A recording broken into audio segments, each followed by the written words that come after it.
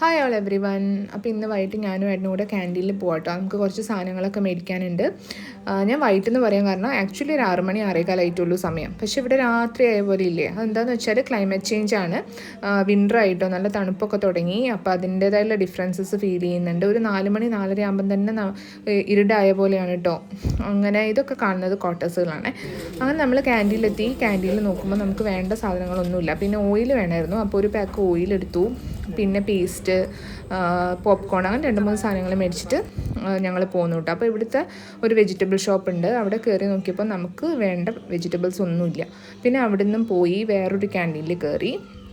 അപ്പോൾ ഇവിടെയാണെങ്കിൽ എല്ലാ സാധനങ്ങളും ഉണ്ടായിരുന്നു. ആദ്യം തന്നെ ഇങ്ങോട്ട് വന്നാൽ മതിയായിരുന്നു, പക്ഷേ അത് ഓർത്തില്ല. അപ്പോൾ എനിക്ക് ഒരു സേമിയത്തിൻ്റെ പാക്കറ്റ് വേണമായിരുന്നു കേട്ടോ.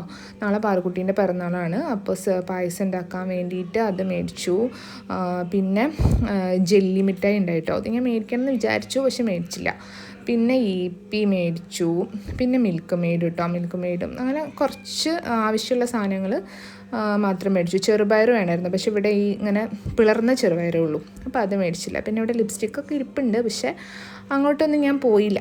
അങ്ങനെ സാധനങ്ങളൊക്കെ മേടിച്ച് നമ്മൾ അവിടെ നിന്ന് ഇറങ്ങി. പിന്നെ നമ്മൾ നേരെ വീട്ടിലേക്ക് പോന്നു കേട്ടോ. അപ്പോൾ അത്രയേ ഉള്ളൂ. ബായ്.